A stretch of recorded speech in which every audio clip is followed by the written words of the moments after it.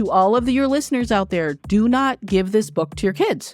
Yep. Oh, let's be clear. Like, you should buy it. You should buy like 27 copies, 100%. Sure. But don't hand it to them. Don't express any interest in it. Say nothing about it. Just, put it next to the toilet, put it out on the table, put it wherever your kid is likely to find it.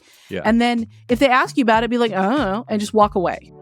Welcome to Startup Dad, the podcast where we dive deep into the lives of dads who are also leaders in the world of startups and business. I'm your host, Adam Fishman. In today's conversation, I sat down with a mom, Carla Naumburg. Carla holds a PhD in clinical social work and is a best-selling author of several parenting books, including You're Not a Shitty Parent, How to Stop Losing Your Shit with Your Kids, Ready, Set, Breathe, and Parenting in the Present Moment. Her forthcoming book, and the reason for this conversation, is a middle grade companion book called How to Stop Freaking Out, the ultimate guide to keeping cool when life feels chaotic. She's a wife and the mother of 2 teenage daughters. In our conversation today, we spoke all about her newest book, which was just released on September 10th. We talked about how she got into writing in the first place, what it takes to write and research a book, and the inspiration behind this newest one. She discussed the 5 different types of freakouts, why kids freak out in the first place, and how to model and teach emotional regulation in our kids. We ended with an extensive discussion on kids, smartphones, and social media. I hope you enjoy today's conversation with Carla Naumburg. I would like to welcome Carla Naumburg to the Startup Dad podcast. Carla, coming back, second tour of duty on the pod. Welcome back, Carla. It's a pleasure to have you here today. I'm so excited to be here.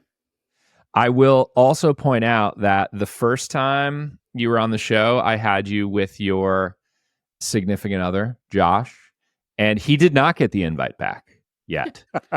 We're going to be talking about that a lot in our family, by which I mean I'm going to be reminding him of that all the time. He's going to love it. It's going to be great for our marriage. I'm sure I won't hear a thing from him about it. He's just going to take it like a champ. But I'm excited to have you today because we only touched on this briefly in the last episode that we recorded, but you are a writer and a social worker, or have a background in social work. Yep. And you've written now 4 books, right? Is that right? 4? This is my 5th. The one we're going to talk about is my 5th. Okay.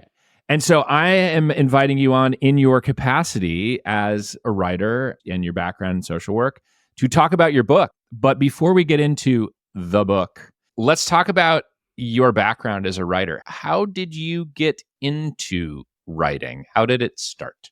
So I think the story was when I was like 6 or 7, I told my grandfather that I was going to write a book one day because someone was really smart if they published a book. Mm-hmm. Because that's how 6-year-old thinks. And he was like, you should definitely do that. So like life plan, age 6. I think at 8, I wrote my first book that I illustrated on my dad's like Apple IIe computer with Mac Paint. I'm really aging myself right now. And it was about like these twin kids whose father had an addiction problem. You were 8. Their parents. Just wanted to confirm. And their parents. This is your graphic novel at age 8. Yeah, their parents were like divorcing, but then everything turns out okay in the end. It's fine. And just so you know, I was like very soon after found Sweet Valley High and was like, that was the rest of my, reading life. But you can see in that moment, in that 8-year-old Carla's book, how I might become a social worker and a writer.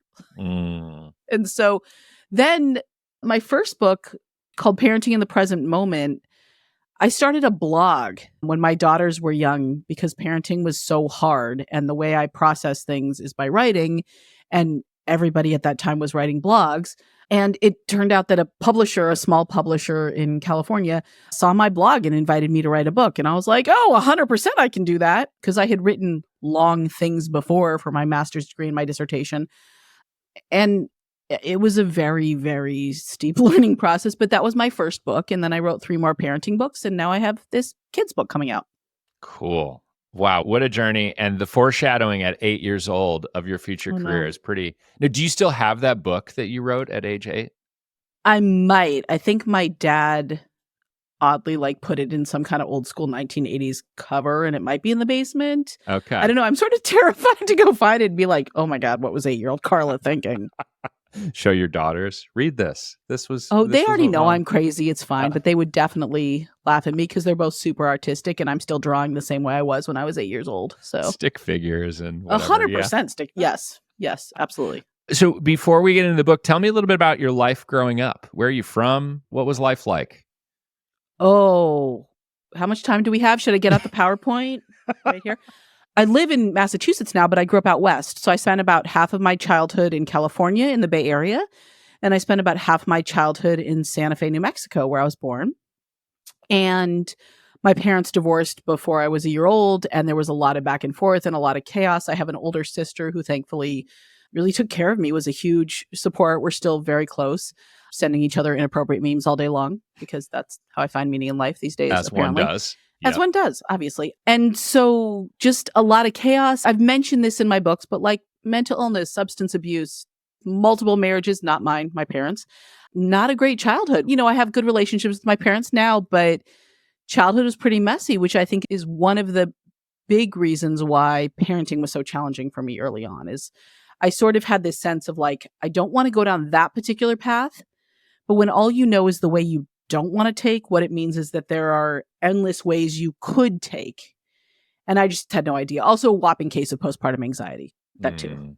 But yeah, so that was my childhood, sort of living in some beautiful, amazing places, having wonderful people in my life, but really chaotic. And that led to many books. Yes, it's true. Like bad childhoods can lead to really good books. Yes. So I do want to talk about your newest book, which comes out very soon. I have it right here. You also have it. I do. There we can hold up our twinsy books. We can hold up our twinsy books. Your newest book's called How to Stop Freaking Out, The Ultimate Guide to Keeping Cool When Life Feels Chaotic. Yes. And it's not for parents. It's for their kids. So it comes out in the fall. Yeah. This is the middle schooler companion-ish to another book of yours? Or what was the age range for this that you're intending? I would say like 8 to 11, 8 to 12.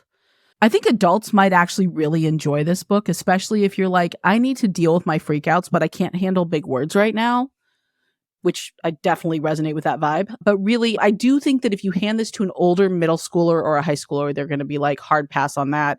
And the reason I know that is because when it came in the mail, when we got an early copy, my daughters, who are now 14 and 15, got their hands on it and just like, oh my God, Adam, they went to town. They were doing like dramatic reenactments of the like dialogue and the quizzes. And it was a lot. It was amazing. I loved every moment of it. But I do think by the time your kids get to like 8th grade and above, the voice in this one is probably a little too young for them. Got it. And I refer to this as a companion book because you did also write a book called How to Stop Losing Your Shit with Your Kids.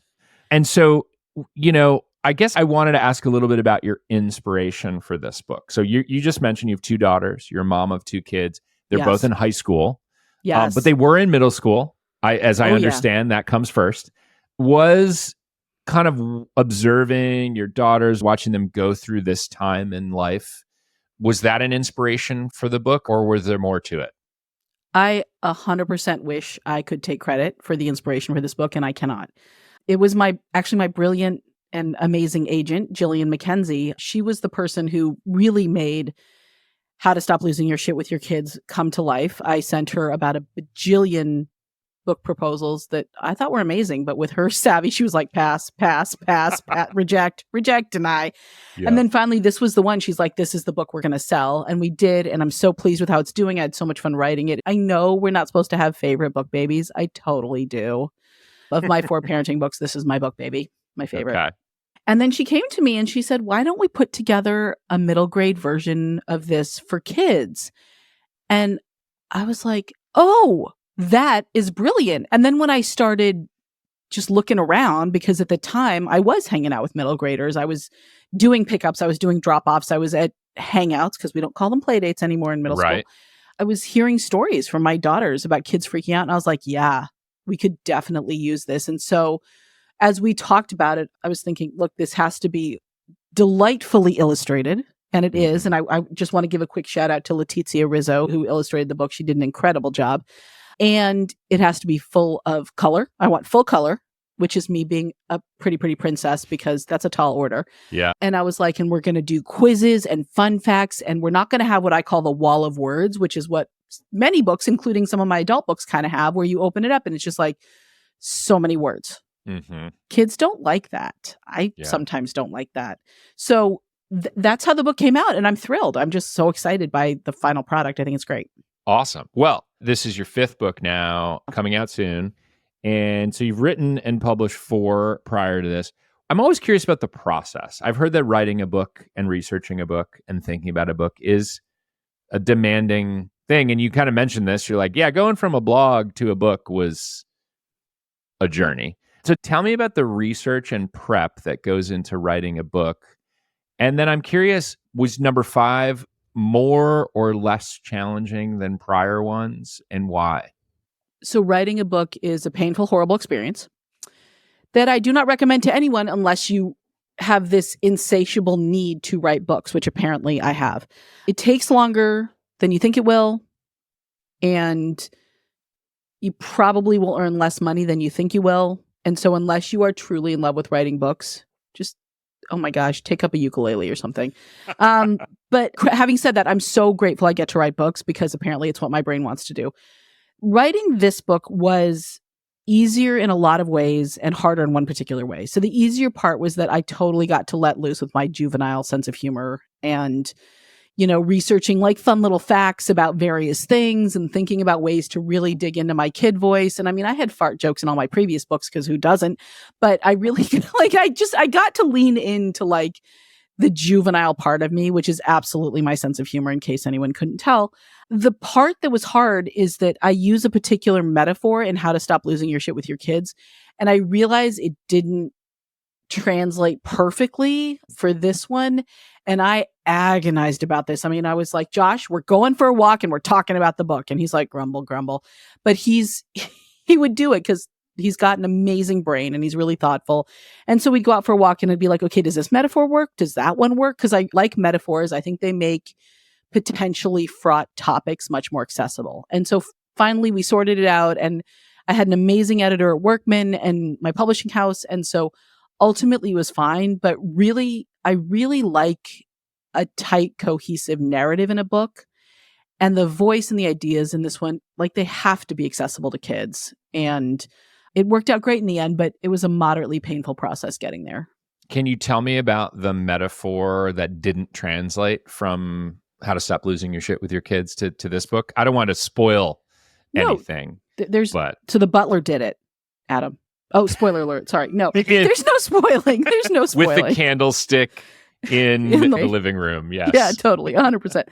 No, there's no spoiling. So in How to Stop Losing Your Shit with Your Kids, the main metaphor is this idea that we all have buttons, right? And these are these invisible buttons that are connected to our thoughts and feelings. And our kids are the primary button pushers in our life. Not because they're little psychopaths. It's just because that's what they're wired to do. It's how kids operate. And so the point I make in How to Stop Losing Your Shit with Your Kids is many parenting books are all about sort of controlling or managing your kids and how to get them to be cooperative. And that's important. And there are skills and strategies that can make parenting easier in that way. But it's not the best skill or strategy because kids have no prefrontal cortexes and they have no ability to like manage their own behaviors and make good choices all the time. And so we need to tolerate the fact that our kids are always going to be pushing our buttons. And so our job as the adults with the functioning prefrontal cortex, is this adulting part of our brain, is to take care of our buttons and make them smaller and dimmer and less pushable. So when our kids come at us with their shenanigans, there's no buttons for them to push and we don't lose our shit. Yeah. So that just got a little messy when I was trying to think about how do I distinguish what a button pusher is in a book about how to stop freaking out for kids, because I can't say, like, it's not so clear. There wasn't a clear relationship between this is the adult with the buttons and this is the kid who pushes the buttons. But I actually ended up using the same metaphor and just talking about the people or events or experiences in our lives that push our buttons, which is true for all of us, whether it's a colleague at work or a really loud ambulance going right past you or, you know, physical pain. All of those things unfortunately can both make our buttons more pushable and actually also push them. Yeah. Yeah. Oh, that's interesting. Very, Yeah. very, very interesting. I wanted to ask you about teaching kids, because that's what this book is designed to do. It's designed to teach kids some stuff about how to stop freaking out. I find I am not a teacher, at least of children. I do sometimes teach adults various topics, but I find that teaching kids, especially middle schoolers, which is my daughter's now middle schooler, pretty impossible, pretty tough. I'm not great at it. How did that change how you had to approach writing this book? Like, how did you think about how you educate and inform and teach as part of this? So first of all, Adam, I agree with you. From my perspective, as a parent, not a teacher, I can't teach my kids anything. They are unteachable by me. And actually, the kindest thing my grandmother, a mother of 7, ever said to me when I was fretting about not being able to teach my 6-month-old to swim, because I'm like, we're all like, we need to teach a 6-month-old to swim. Right. It is, instead of chastising me for being like, you don't need to teach a 6-month-old to swim, just keep her out of the water. What my grandmother actually said to me is, go find someone else to do it. You can't teach your kids everything. Mm-hmm. And this actually coming from a woman who was not only a mother of 7, but a lifelong high school teacher. She actually was an educator. And it was such a gift. So parents, hear this news from my incredibly wise grandmother. You cannot and you do not have to teach your kids everything. Either they will never learn it, such as me and Greek. I never learned to speak Greek. It's fine. I'm fine. No offense to Greek. Or you can just pay someone else to teach them. Or find someone else or get a neighbor. We asked a good friend to teach our kids to ride their bikes because I was like, I'm not getting involved with this craziness. So yeah, it's really hard to teach your own kids stuff. So I don't know that I was using a framework of teaching when I thought about this book. I think initially I thought of it kind of like, I just want to give them information and I want to make the information funny and relatable. And then my editor, who was amazing, said, we also want the kids to really start making connections between the information in the book and their own experiences. And I already had an idea to do that through quizzes because my daughters were like, you have to include quizzes. Everybody loves the quizzes, which is true. We all love a good quiz. And also sort of asking questions in the book, like, have you ever felt this way? Has this been your experience? So I think I was trying to get the kids to engage with and understand some pretty complex material by making it funny and relatable and simplifying it a little bit. I was trying to get them to connect with it. And to be honest, I think this idea of self-help books for kids is a big and really exciting and really fun experiment. Because for a long time, this wasn't a thing. I mean, for a long time, self-help books for parents weren't a thing. They just weren't a thing for most of humanity. And then in recent decades, they've exploded. Now we're seeing a lot more of these for kids. And I'm curious to hear what the kids think. I mean, so far, with the exception of my 2 children who mocked me relentlessly, what I've heard from other parents is that their kids enjoyed it. But it feels like a big experiment that I'm thrilled to be a part of. And I think there are many ways to transmit information to kids. And the more we can get it to them from different angles and in different ways, the more that hopefully kids will start to integrate these ideas and these practices. I love that. And I will use my daughter, my middle schooler, as a guinea pig on this book and let you know what she thinks. I think she'll love it. Not yet. We talked about this. Yeah, we're just going to leave it out. That's right. And she might see it and be curious about it and then pick it up. To all of your listeners out there, do not give this book to your kids.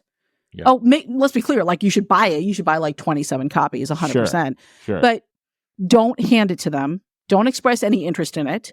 Say nothing about it. Just, put it next to the toilet, put it out on the table, put it wherever your kid is likely to find it. Yeah. And then if they ask you about it, be like, oh, and just walk away. I'm not kidding. It's hilarious and I am hilarious. Thank you. But in this particular instance, don't give it to your kid because they're not going to want to read it. Nobody wants to read a book their parents hand them. I'm 47. I still don't want to read the books my parents recommend. It's true. So just leave it out. It's got a cute little kitty on the cover. It's adorable. And just be like, I don't care. I don't care if you read it. Don't even talk about it. Just walk away. If you want to read it on your own time, that's fine. Don't tell your kids you read it. Mm-hmm. Don't get involved. It's the best way to get them interested in the book. Yeah. Just pretend. Play it cool.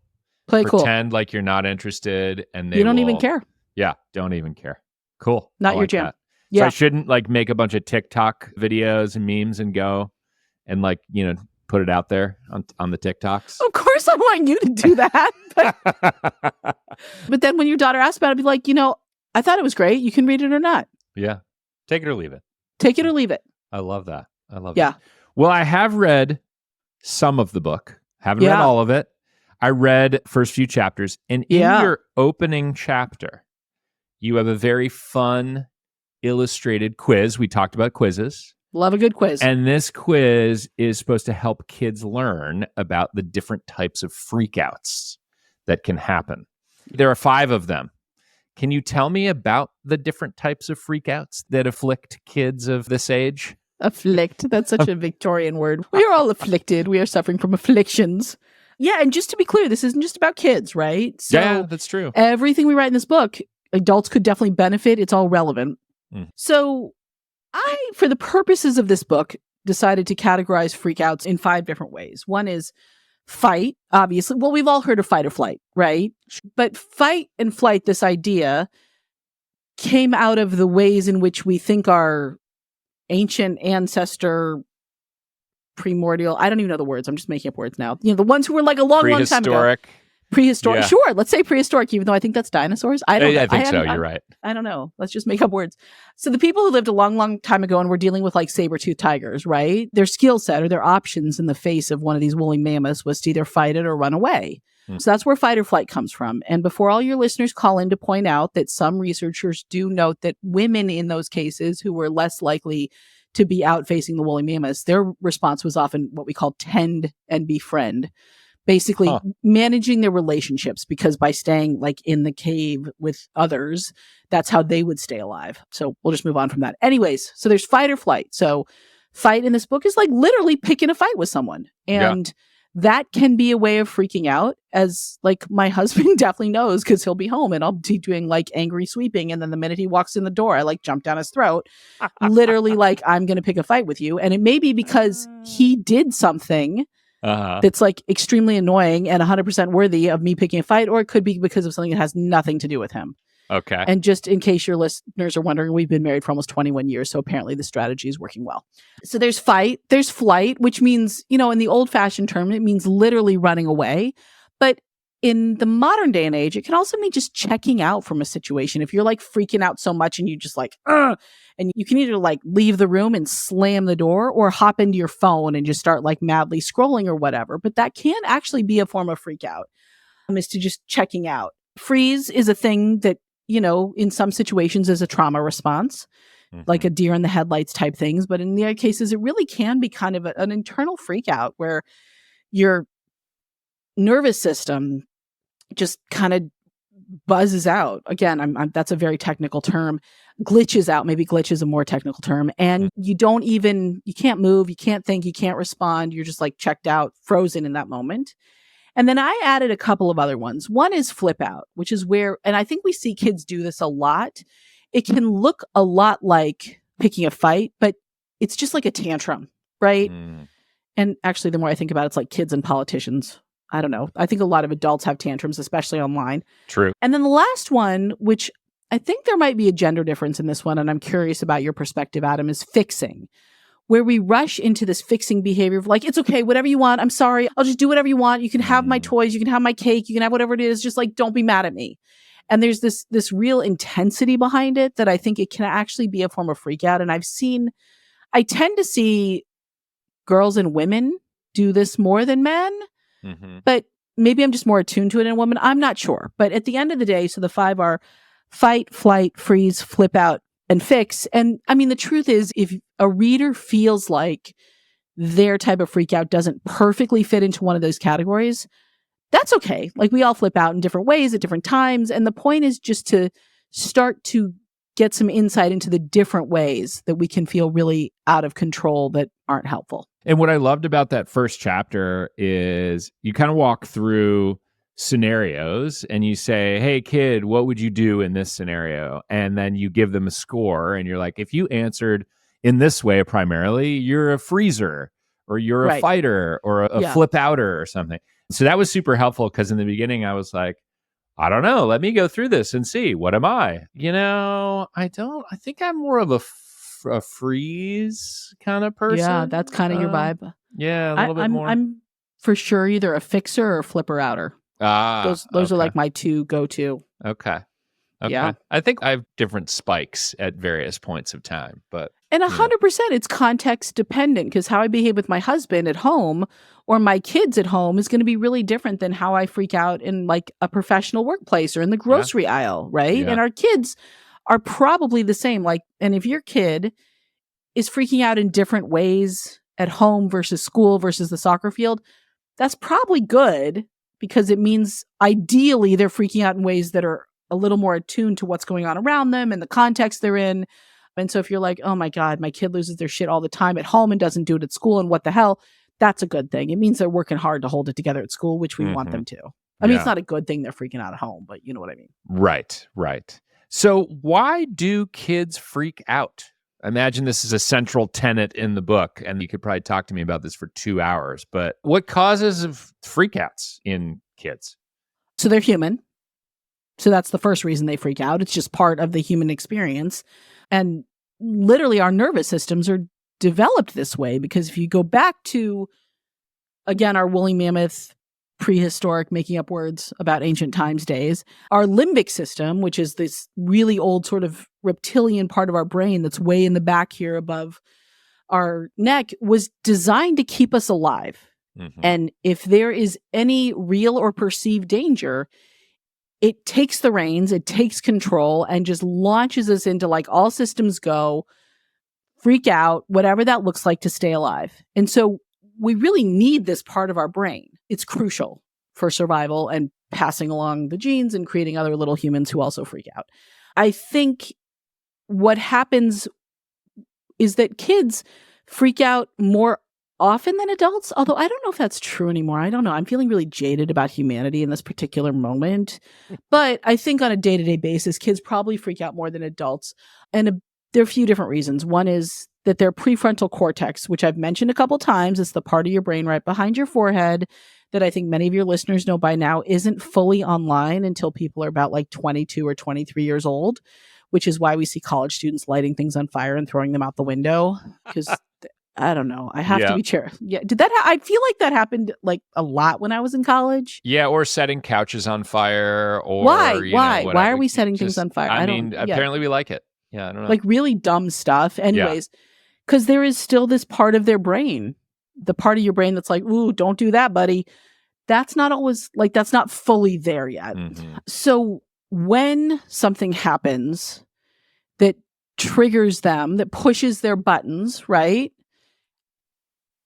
The part of their brain that's supposed to be there and say, hey, this isn't the end of the world. You don't need to freak out. Nothing truly terrible is happening. It's just kind of unpleasant. That part of their brain isn't fully functioning yet. And that prefrontal cortex kind of behaves like a muscle. It's not a muscle. We don't have muscles in our brain, but it gets tired. And so the more we use it over the course of a day, the less available it is to us towards the end of the day. So, this is why little kids are losing it completely right before nap time, because they're exhausted. And not only they're physically exhausted, but this part of their brain is exhausted. Or it's why if you're an adult and you get to the end of the day and you've been adulting all day long and you've been managing the kids and paying the bills and being at work and following rules and doing a million things and all of these prefrontal cortex activities, managing spreadsheets, whatever, like listening to your boss and not losing it with him or her.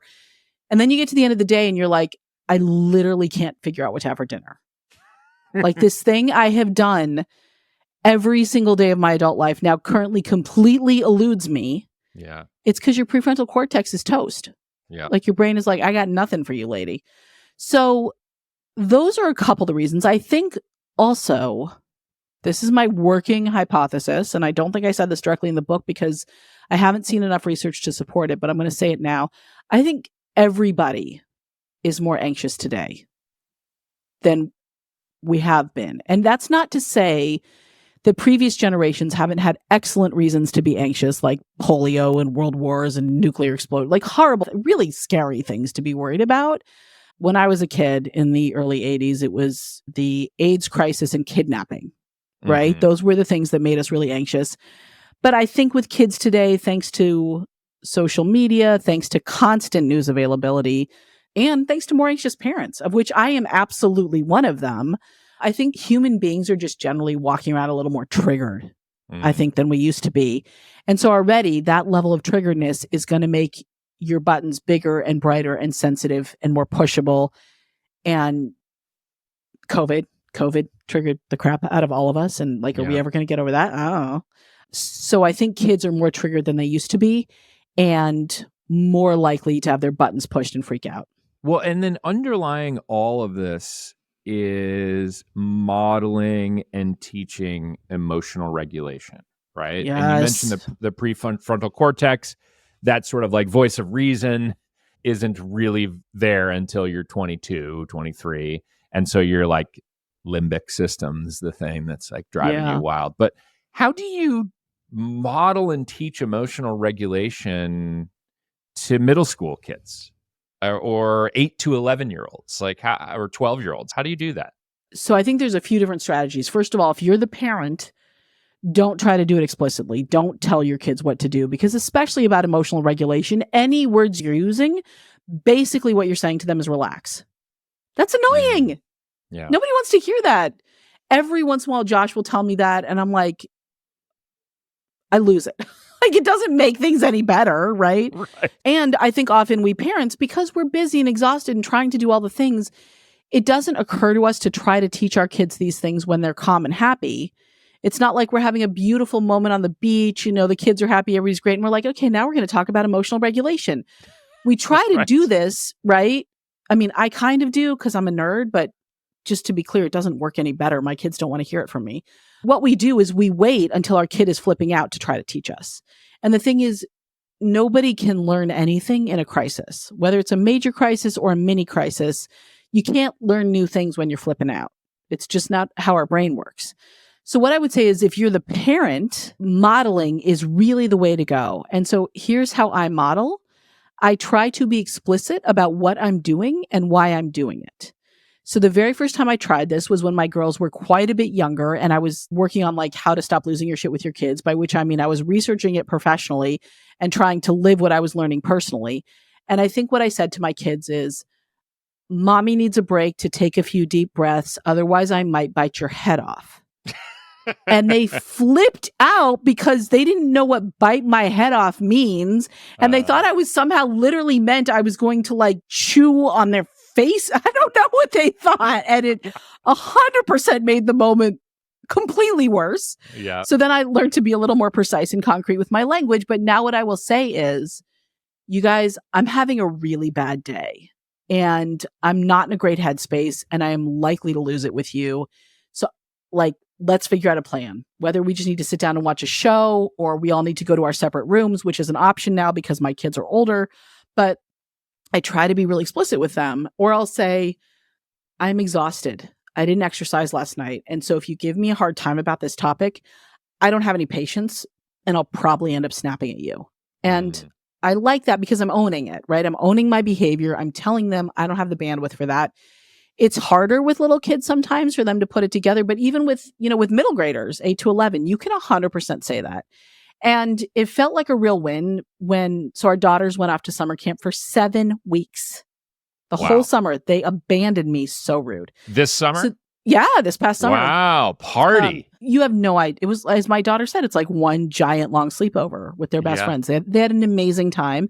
Josh and I rocked. We got COVID, so that was really fun. For the first time ever.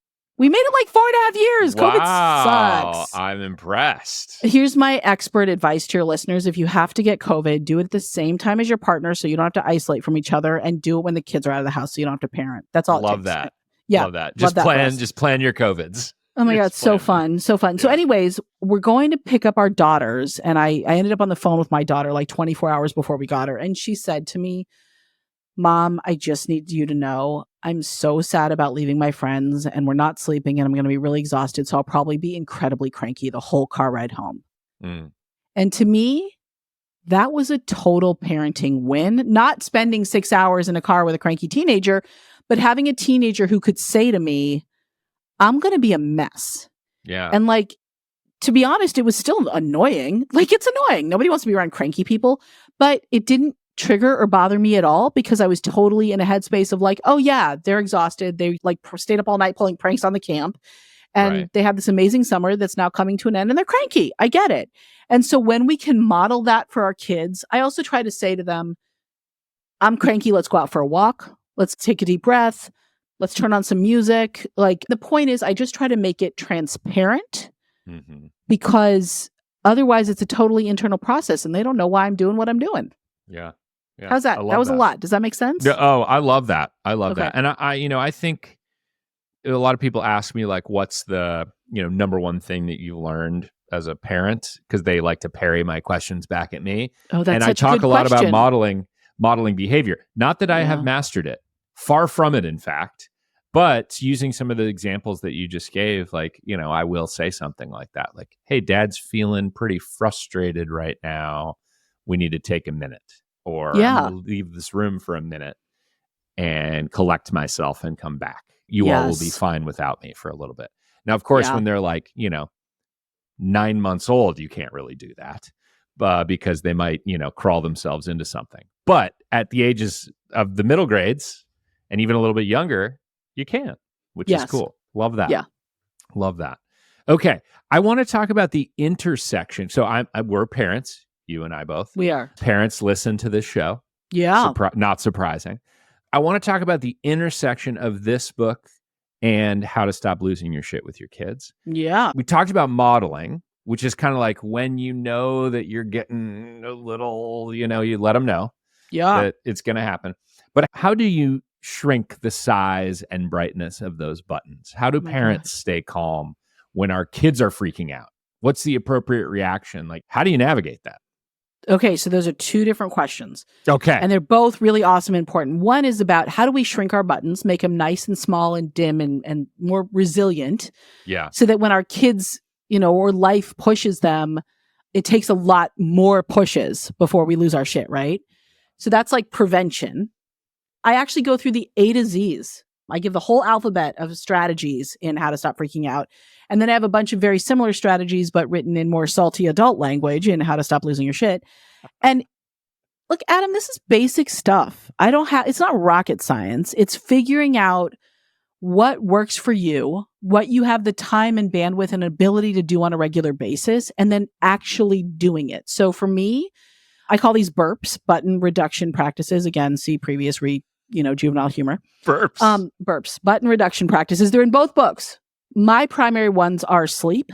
I have to sleep. It is not negotiable. So last night, I went to bed at 8:30. I was like, you guys, I'm toast. And my kids were still up. And I was like, bye, I'm going to bed because I had to. Sleep has become absolutely non-negotiable for me.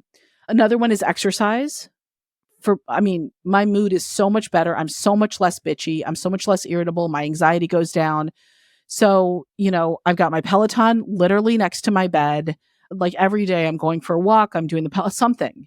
And it's just self-preservation. Spending time outside is really important for me. So sometimes I'm just sitting on our porch. It's not like I'm climbing Mount Everest. I'm just sitting on the porch. Sun in the face. Maybe. Sun in the face. Little sun on face. Yeah. Peeping at the neighbors because I'm a busybody. Whatever. Like, whatever it is. I found these things, these really basic life skills that I absolutely have to do. And when I was younger, before I had kids, like I was spending the night on the park bench in London. What do I care? And now I'm like a pretty, pretty princess with everything. And I have to have my little fan and the lights, whatever. I don't care. It's worth it. So for some people, there's a spiritual practice in there that needs to happen. For other people, whatever it is, there's a whole list of things, but there are things we need to do and kids need to do them too. So I wrote out a whole list for kids. Okay. Now, that was the first part of your question, was about how do we keep the button small. What was the second part? So the burps help us with keeping the button small. The second part was, how do we as parents stay calm when our kids are freaking out? Yes. Okay. This is crucial and it is incredibly hard. So if you as a parent are struggling with this, it's not because there's something wrong with you. It's because you're trying to do a really hard thing. If you're like me, your kids' freakouts trigger you. If you are like my husband, they don't.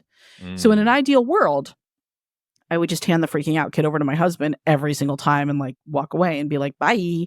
But it doesn't always work that way, sadly. So for me, keeping up with my burps is the number one strategy.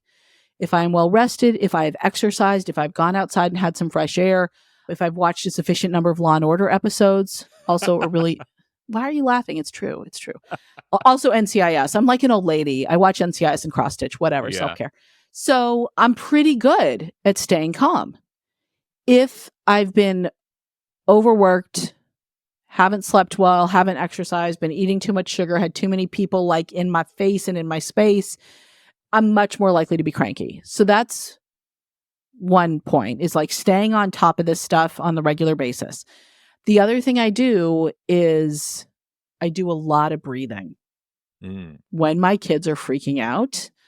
And it sounds like such a cliche. Everybody tells you to breathe. And to be honest, this is my number one strategy. And yet, anytime someone's like, do you need to breathe? I'm like, no, I need you to shut your face, because I don't want to hear it from other people. Like, I don't. Yeah. Josh will be like, do you need to take a deep breath? And I'm like, do you need to go into a hole? Like, leave me alone. What are you saying? I'll dig it for you. Oh, well, here's a shovel, buddy. Even though he's right? Yeah. But here's the way I think about it. When my kids are freaking out, my nervous system gets triggered, and something in my nervous system is saying, this is not an okay situation. Like, the deepest parts of my genetic code are screaming, like, your offspring is unhappy, which clearly means they'll never get married and have more babies and pass along your genes, which is the stupidest thing. But it's like this really deep, like, nervous system issue. And so when I am breathing and just focusing on my breathing, it's like sending a text message to my nervous system saying, this is not the end of your genetic line. It's not the end of the world. Your kid will be okay. And the more we practice staying calm during difficult situations, the easier it gets. So I do a lot of breathing. I can also now say to my daughters, do you need advice, or do you just want me to be with you? Do you just need me to listen? And sometimes, not often, Adam, they will actually ask for advice. Most of the time, they just want me to be present and listen. And then that really helps, because it takes away this pressure to fix what is often an unfixable situation. Like, if I could fix adolescence, I wouldn't be talking to you. I'd be on Oprah, right? But Right. I can't fix adolescence. Right. But for me, every parent has to find their thing. But it's so helpful and important when we can stay calm. And let's be clear, it doesn't always work. So the other night, my kid was really sick. It was really late. She was a mess. She was sobbing. She was so beyond exhausted. And I stayed with her for an hour. And then I was so tired. It was late at night. And finally I said, look, kiddo, I've tried for an hour to help you stay calm. I am now losing it. That's not going to help you. So I think tonight you just need to cry yourself to sleep. And that's okay. That's a thing that happens sometimes. And that's what she did. And it sucks. It sucks, but we've all done it. And she was okay. But I was like, I'm done. I have tried to be your prefrontal cortex for an hour now, and it didn't work. So you just got to cry yourself to sleep. And she woke up the next morning. She was okay. Yeah. There you go. The kids are all so right. Just cry yourself to sleep. The message is just cry yourself to sleep. It's fine. Yep. Yep. In that moment. Yes. Whenever. It's good parenting strategy. Sometimes it's all I'm actually going to go right after this pod recording and just have a good cry in my room. That is definitely the vibe you were hoping for your listeners. I know.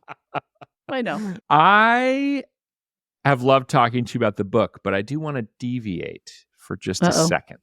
Okay, let's do it. Because you have the perspective of someone who has 14 and 15-year-old, 9th and 10th grade, I think. Yes, exactly. So I want to talk about kids and social media and smartphones, which is a big hot topic. And I want to talk to you about this, not because I think that you are necessarily an expert on this, but I'm curious, as someone who is getting into that phase, for me personally. You know, there's been a lot said about this author, Jonathan Haidt's book, Anxious Generation. And you have a background in social work and also lived experience seeing young high school kids. So I'm curious to hear your take about the presence of smartphones and social media in kids' lives and what your lived experience has been like here. It is such a mixed bag. And so what I want to say is, first, I want to acknowledge that we are literally the first generation in the history of humanity to deal with this issue. So anybody who says they have it figured out doesn't. They're deluding themselves or they're lying. We are all struggling with this. You mentioned the anxious generation. I haven't read that book. I tend to find those books to kind of be fear-mongering.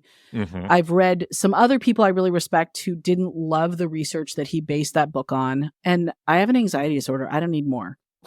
Right. You don't need 300 pages just shoveling you anxiety into your 100% brain. not. Like, thank you. I know this. But also, like when we sit down to watch a TV show, I'm like, is this going to give me feelings? I don't want feelings. Feelings are like, no, I don't need books that are going to give me feelings. And interestingly, my daughter's high school, which is an independent private high school, have started a new policy with the 9th graders where they have to check in their phones at the beginning of the day. They have to hand them over into this like little locked locker, and then they get them back at the end of the day. And the kids are grumbling and life is so unfair and blah, blah, blah. And I think it's great. I think it's going to be a very bumpy transition because like a lot of the teachers and people are used to kids having phones, that they're things they do that require a child to have a phone. I think it's phenomenal. And I know a lot of other schools have been experimenting about this. I think giving a kid a smartphone is a very tricky endeavor. And our plan had been that our children would not get smartphones until 8th grade. And then COVID happened. Yeah. And so we ended up giving each girl her smartphone at the beginning of 7th grade. And for my older daughter, that was actually, she got it on her bat mitzvah. For my younger daughter, she got it at the same time of year. Her bat mitzvah was later. And so here's how we've handled it. They do have access to social media. We have set some social media rules, like for Instagram, and one of them is on TikTok. The other one isn't. They can't have people following their private accounts that we couldn't call up and have a conversation with that person. And I'm not talking about after 10 hours of Googling them and finding people's agents and whatever. Like, this needs to be someone you know well enough that if I need to talk to their parent, I could. So that's one way of trying to protect who's following them. In terms of who they're following, it's a little trickier. And so we did not choose to tell our kids that we would be like looking at their phones all the time, which I think if you're a parent who feels like you want to review the content on your kid's phone and you're going to do it when they're not with you, you need to tell them that ahead of time. That's an informed consent piece. That's like, hey, buddy, this is part of the contract of having a phone, is that from time to time, dad or I or whoever are going to pick it up and scroll through your stuff. But if you haven't said that to your kid ahead of time, you need to tell them that before you start doing it. Yeah. That's a major trust issue. And the way we handle that is that my husband, because he'll get on these social media apps like just long enough to figure them out, and I'm not on many of them, is he'll sit down next to our kids and just say, hey, what you looking at? Like, let's look at it together. And we trust them enough. And who knows, Adam, I might come back on this podcast another year and be like, well, that was a giant failed experiment. But so far, it's going okay that, like, my younger kid follows a lot of cat videos on Instagram and the bands she likes. And my older daughter likes to look at drawing videos. She's into like art and drawing and Taylor Swift. And so far it's been okay, but we keep a close eye on it. No phones at dinner, no phones in their bedrooms. Like at 8 or 8:30 at night, I'm like, done, phones off. And I know the kids are missing a lot of conversations that are happening late at night, and I don't care. They don't seem to care either too much. They get up in the morning and check their phone. It's okay. We also, from Friday night to Saturday night, we don't use phones for like social media or anything. If you need to text to schedule something right now, that's fine. We'll do that. But for any of us, no sitting and scrolling at your screen. None of us can do that. We kind of give ourselves a break.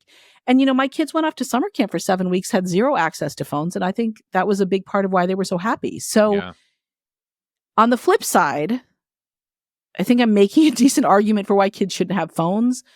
And on the flip side, I remember being a kid growing up in a house where we were not allowed to watch TV at all, ever. Zero. One of the homes I grew up in. And it sucked. Going to school. And that was back when everybody was watching the same thing. Right. Because there were only a couple of things to watch. And it was all on network TV. And it was every Tuesday at 6 p.m. or 8 p.m. or whatever. And we'd go to school and all the kids would be talking about this stuff. And I really legitimately felt left out. And it was a problem. And so I think that it is a way kids feel included, not only by having access to the trending content. And I'm not saying the trending content is good, but I was reading Archie and Veronica. So it's not like we were consuming great content when we were kids. But kids are really communicating. As we record this in 2024, they're using Snapchat. And they're snapping a lot. And your kid is going to feel left out if they're not on it. And I think they need to learn how to use it. And it's, if they go off to college and they've never had a phone, they're not going to have any idea how to moderate their own use. They're not going to have any idea how to handle a group text chat conversation that blows up. Mm-hmm. So it's really a good opportunity for us to try to model with our kids. So if your listeners are looking for books, I can recommend First Phone by Catherine Perlman. And this is like a graphic novel type book for the kid, but also the parent to read. And I think it's something that I know I say, please don't hand books to your kids. This is an exception. I would recommend, Adam, that you and your daughters can read this book together before they get a phone or right when they get a phone. Catherine Perlman's also a social worker. I think she does a great job. And it's written for the kid, but you can really discuss it together. So that's Catherine Perlman's First Phone. The other book I like is Devorah Heitner's Screenwise. And Devorah is I think she's a sociologist, but she's basically a researcher and a really smart person. This book is for the adults, and it's really about how we need to model and educate our children rather than just setting restrictions. Mm. And obviously, there's going to be some restriction setting. We all have it, but really learning how to model healthy phone use to the extent that any of us have healthy phone use, and also educating our kids. So those are the two books I would recommend. Okay.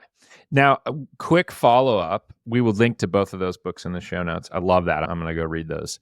You mentioned that you had a plan and then COVID happened and you deviated from the plan a little bit on timing of. Yes. If COVID hadn't happened, would you have tried to wait until 8th grade or a little bit later? Not saying never, because I agree with you. I think your kid can't go to college not having had a smartphone. It's like going to college and, never having had a sip of alcohol and then, your kid fails out in the first semester or whatever. Yeah. But if you could have delayed a little bit more if COVID wasn't a thing, do you think you probably would have? Or, 7th grade still was good for your fam? I think both. 7th grade worked out. I think it worked out well. I mean, my kids thankfully haven't experienced any horrible outcomes, but I'm sure their brains are rotted a little bit more because of all the phone use. And quite honestly, I'm still figuring out how to handle that. So if you have listeners who are feeling confused or unsure about how to manage this, join the club. I'm the president. We're all in it together. I do think if COVID hadn't happened and technology hadn't become such an important part of how kids were staying in touch when they couldn't physically be together, I think we would have waited till 8th grade, but our kids were in a pretty small independent school where the parents were pretty committed to this idea of waiting until 8. Yeah. Which meant not that you weren't giving.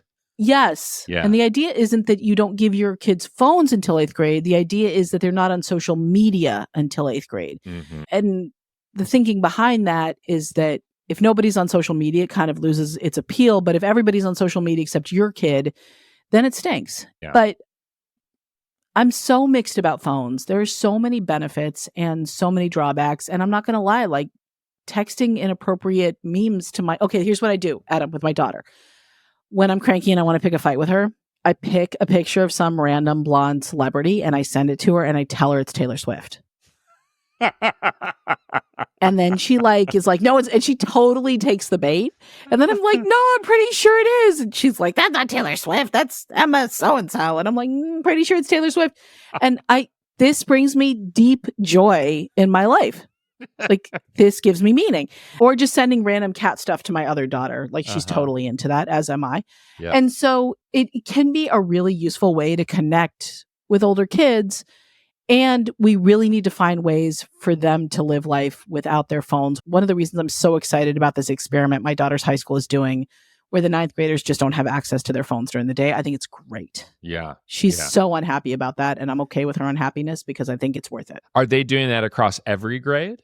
Not yet. Okay. They're rolling it out with the 9th graders. Then it'll kind of follow them through if the experiment is successful. I think so. Yeah. But this is a thing that's happening all over the country. And I've heard some great pieces on NPR about like a school in Colorado that did it very successfully. Like, a lot of schools are really tackling this. And I'm all for it. It's not easy, and I think it's very worthwhile. Yeah. It is something that our district is considering. And in fact, I think the governor of California is considering potentially a statewide law about this. Yeah. There's a couple pieces on NPR about statewide laws and stuff. And I think one thing I want to say to parents and kids is, one of the first things we hear is, what if I need to reach my kid in case of an emergency? Mm-hmm. So my understanding from educators is that what they don't want in case of an emergency on campus is kids madly trying to text their parents or staring at their phones instead of following directions. Right. And they don't want parents like racing to the scene when it's potentially unsafe for them to be there. And they don't want false information or things getting out. So your kid having access to a phone in an unsafe situation isn't necessarily a good thing.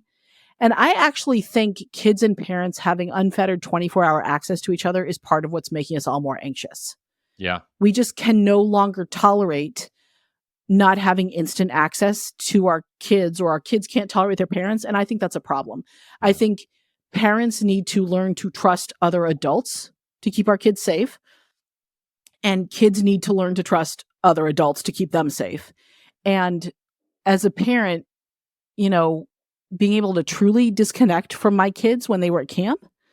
I mean, other than the COVID part, which sucked, I wasn't worried about them. And even if I was, there was nothing I could do about it. I mean, I guess I could call the camp and harass them, but my kids were fine. I knew that if they weren't fine, I would hear about it. And it actually felt like a real sort of emotional break from parenting, which I think we all really need. So I think that it's okay if kids and parents can't immediately reach each other. Yeah. Okay. I love that. Good note to end on. The book. The book. Do the podcast thing. The book is called Stop Freaking Out. It comes out when? September 10th?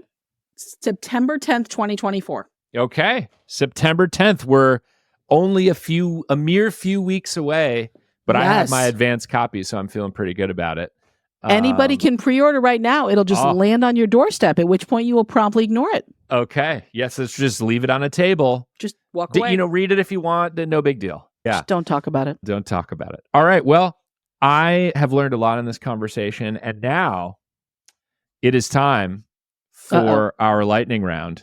If you have a few minutes. Of course I do. This one is going to be a slightly modified lightning round from when you and Josh did it, and that I've worked in some more questions. I obviously am not going to ask you the question about parenting books because you write them. Are you ready? I'm ready. Okay. I'm ready. Finish this sentence. The ideal day with my kids involves this one activity. Oh, going to see a Marvel movie in theaters. Awesome. Which one of your kids is your favorite? My cats, obviously. What is the better time in your household? 6 a.m. to 8 a.m. or 6 p.m. to 8 p.m.? Better time for me, morning. Better time to like be with my kids and shenanigans, evening. Okay. Most frustrating thing that has ever happened to you as a mom? Oh, the first time one of my kids pooped her pants in public and I was like, I have no idea how to manage this. Nothing. I got nothing. I can't handle this. What it has been the most embarrassing thing you've ever done in front of your kids that they would describe as embarrassing? I know I have been more embarrassing than this because I'm basically a constant embarrassment to my children. But I had like a meltdown at a doctor's office when they were really young, and they still refer to that as the time mommy cried like a baby in front of the doctor. Okay. Yeah, that was great. What is the most absurd thing that one of your daughters has ever asked you to buy for them? Oh, Taylor Swift tickets. Are you kidding me with those things? Those are insane. Love that.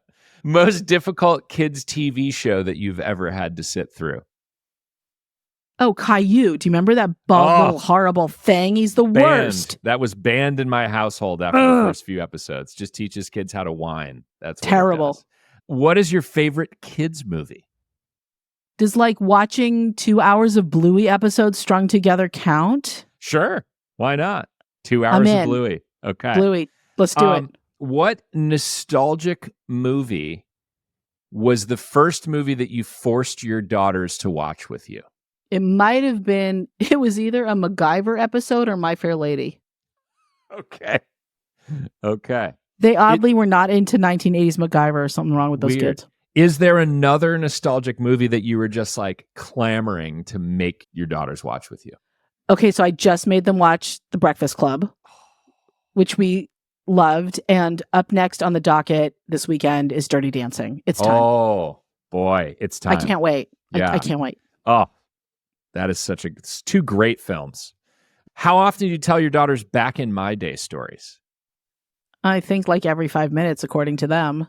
Constantly. Do you have a favorite that you like to tell them or a favorite time period you like to hearken back to? Yeah, it's usually like back in my day, we didn't have smartphones, so I had to wait an hour for my parents to come pick me up and it was fine. Yeah. Back in my day, we didn't, it's always about the pre-screen. Like back in my day, we had to wait until 8 p.m. every Thursday for our favorite show to come on. And in the summer, it was all reruns. And you only knew what was on if your mom went to the grocery store and bought a TV guide. So don't whine to me that there's nothing on TV. It's all about how hard life was before screens and the internet. Yes. That is 100% the back in my day story. Okay. And finally, because Josh is not here, how many times have you said, go ask your father this week? Oh, just this week or today? Because literally, while you and I are on this podcast, the texts keep popping up from my daughters at school being like, are you here yet? Are you here yet? Are you here yet? When we discussed 27 times that daddy's picking them up. And why would daddy pick them up? Because daddy always picks them up. But they text you first. 100%. So it's not how many times have I said, go ask your father this week. It's how many times have I like barely not said it during this podcast, Adam. It's constant. My favorite, my husband makes dinner every single night. Ladies out there, he's taken. But every single night he cooks dinner. He's got the note card system, right? Oh my God, the note card system. He's the best chef. Yeah. I can't boil water. Every single night my kids say, they look at me and they say, what's for dinner? And I'm like, what? Are you kidding me with this? Like, I literally have nothing to do with dinner. I'm not on that committee. I do not get involved. Yeah. And every single night they're asking me what's for dinner. I'm like, I love that. Why? When are you picking me up and what's for dinner? And you're like, I never do any of those things. Why would you? And yet, oddly, you know the one question they have never asked me? Mommy, how do I stop freaking out? I am an expert on that. So rude. Not once have they asked me that question, Adam. Oh, well, on that note, I got you all worked up now. You're going to need to go angry sweep. And my kids are literally on the way home because I'm assuming my husband actually made it. So they're going to walk in and I'm going to be angry sweeping. They're going to be like, what's the problem? I'm like, you never asked me how to stop freaking out. Oh, my Thank you, goodness. Adam. Well, Thank you for that. On that note, thank you so much, Carla, for joining me. Again, the book, How to Stop Freaking Out, comes out September 10th. You can pre-order now. We'll put the link in the show notes. This was awesome. I'm going to take some of these lessons and try to keep my 11-year-old from freaking out. You cannot keep her from freaking out entirely, but this will help. A great conversation. Love it that you asked me back before my husband. Still keeping that one in my pocket for later. And thank you for your podcast and for everything you do for parents and dads out there. We need more of it, and I'm so glad you're doing it. All right. Thank you. Thank you for listening to today's conversation with Carla Naumburg. If you enjoyed the show, please subscribe, share, and leave me a review on Apple or Spotify. It'll help other people find this podcast. Startup Dad is a Fishman AF production with editing support from Tommy Herron. You can join a community of over 11,000 subscribers and stay up to date on my thoughts on growth, product, and parenting by subscribing to the Fishman AF newsletter at www.fishmanafnewsletter.com. Thanks for listening, and see you next week.